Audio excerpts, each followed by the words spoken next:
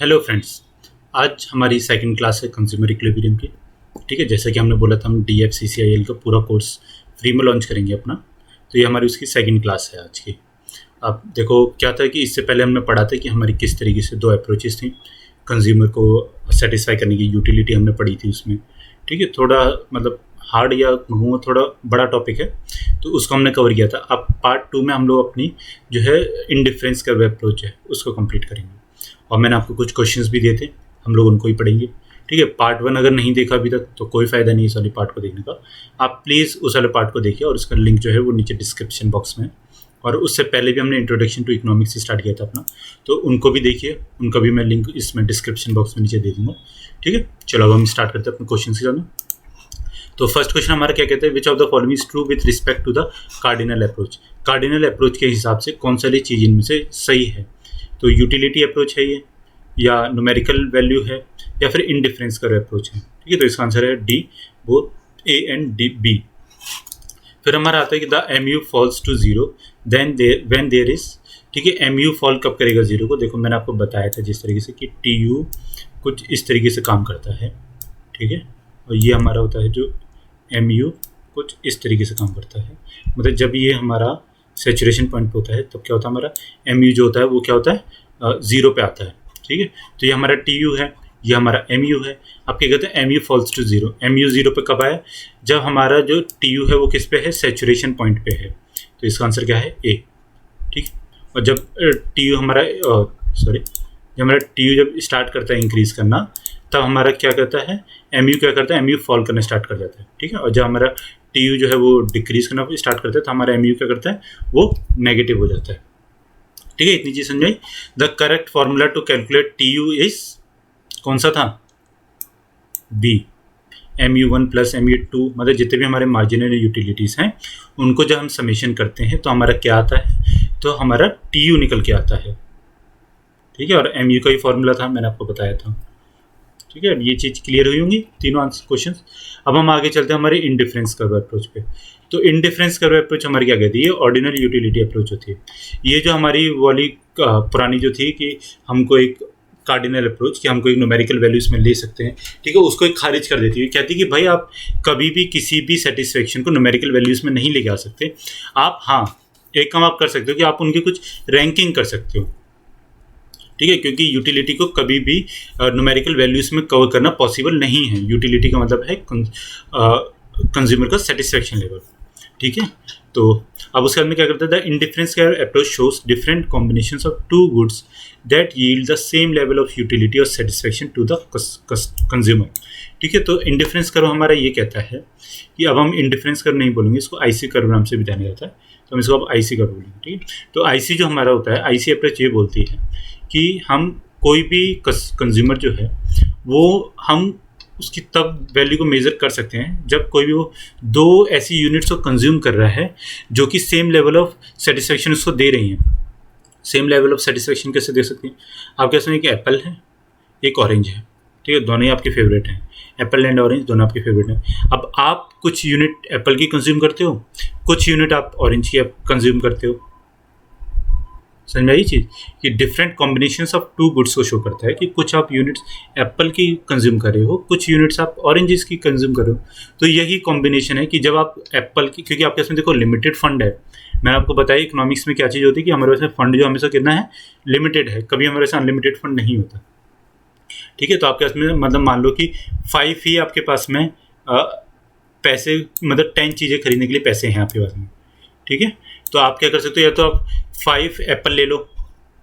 ठीक है, या तो आप 5 एप्पल को ले लो, या फिर आप ऑरेंजेस ले लो, कितने, 5। ठीक है, या तो आप इसकी कोई भी एक यूनिट बढ़ा घटा के इसको 4 कर दो, तो आप इसको क्या कर सकते हो, 6 कर सकते हो।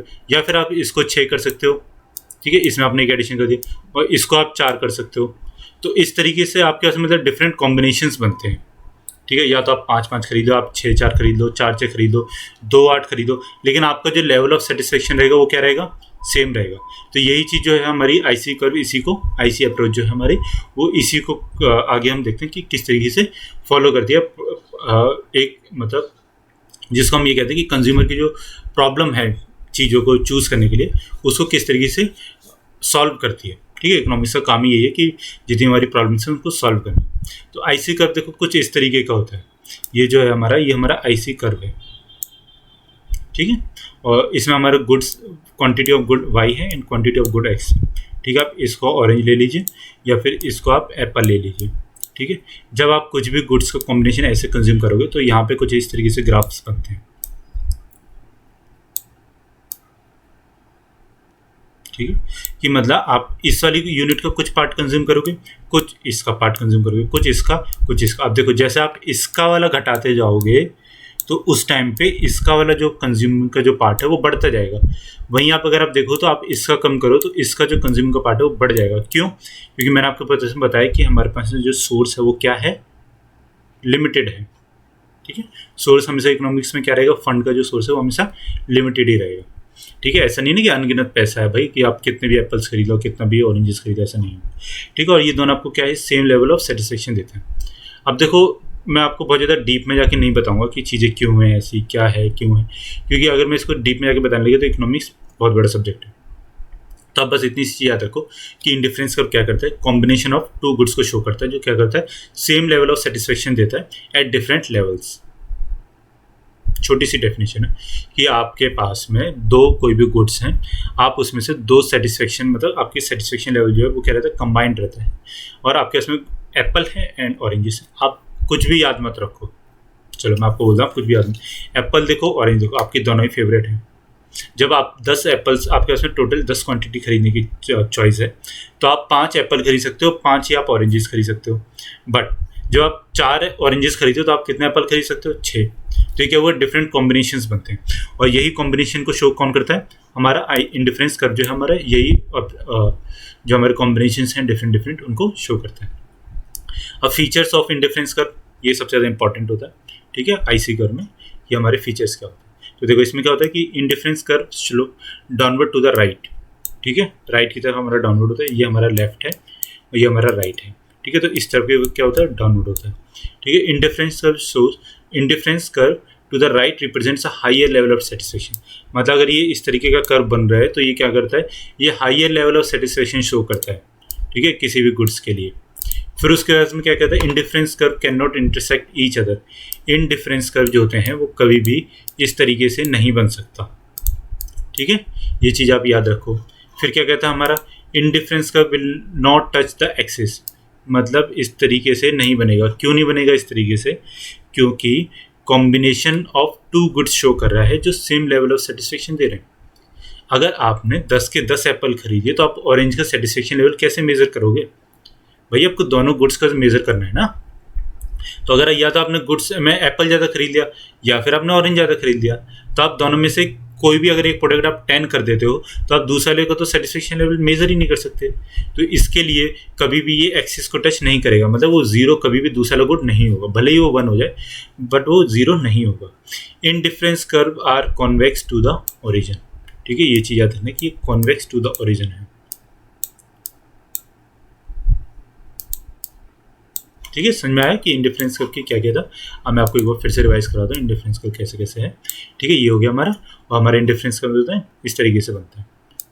ये रहा हमारा इंडिफरेंस कर्व। अब जो क्या है, डाउनवर्ड स्लोपिंग है राइट की तरफ। ठीक है, लेफ्ट में ऊपर उठ रहा है, राइट की तरफ डाउनवर्ड स्लोपिंग जा रहा है। जितना ज़्यादा राइट की तरफ जाएगा उतना ज़्यादा क्या है, लेवल ऑफ सेटिस्फेक्शन कस्टमर का क्या रहेगा, हाई रहेगा। ठीक है, इंटरसेक्ट नहीं करेंगे कभी भी एक दूसरे को। Indifference curve will not touch the axis. कभी भी इस तरीके का आप इंडिफरेंस कर्व नहीं देखोगे तो वो क्या होगा, गलत होगा। ठीक है, फिर उसके बाद में indifference curve are convex to the origin. ये क्या कहते हैं, हमारा जो ओरिजिन जो है उसकी तरफ क्या रहेगा, कॉन्वेक्स रहेगा। ठीक है, कॉन्केव कैसे रहता, इस तरीके से रहता। ठीक है, ये चीज़ समझ में आई होंगी। और ये 5 पॉइंट से बहुत ज़्यादा ईजी है। आप मतलब बस ये चीज़ याद रखो कि हमारा आईसी कर्व जो इस तरीके का बनता है। या आप कभी भूल भी जाओ, ठीक है, मान लो आपको आईसी कर्व नहीं याद हो रहा, मैं आपको एकदम सिंपल सी टेक्निक बताता हूँ कि आपको क्या करना है, कॉम्बिनेशन ऑफ टू गुड्स देखना है। कॉम्बिनेशन ऑफ टू गुड्स को देखना है। आप सिर्फ और सिर्फ एक वहाँ पे ए बनाओ। ठीक है, इसमें रखो आप 1, इसमें रखो आप हमेशा 10 की वैल्यू लेके चलो। ठीक है, इसमें रखो आप 9। ठीक है, इसमें आप रखो 2, इसमें आप रखो 8।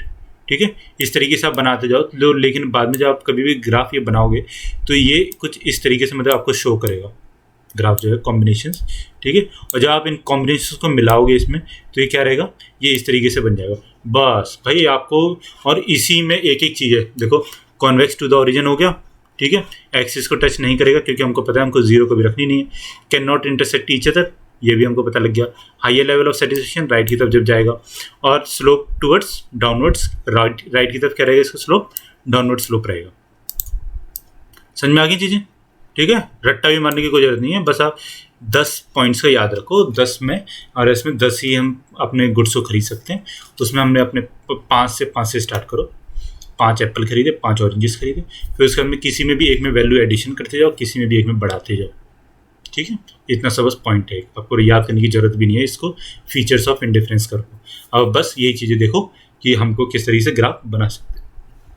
पेपर में आ जाएगा, मेरे बच्चे कर लेंगे ना, जितने भी हमसे पढ़ रहे हैं यहाँ पे बच्चे, ठीक है। कंफ्यूज नहीं हो ना बिल्कुल भी, और कोई भी डाउट है नीचे कमेंट करके जरूर पूछो। फिर उसके बाद में क्या था, देखो बजट लाइन आती है कि हमने आईसी कर्व्स अपने बना दिए, बट हमारे पास में लेवल ऑफ सेटिस्फेक्शन कैसे मिलेगा।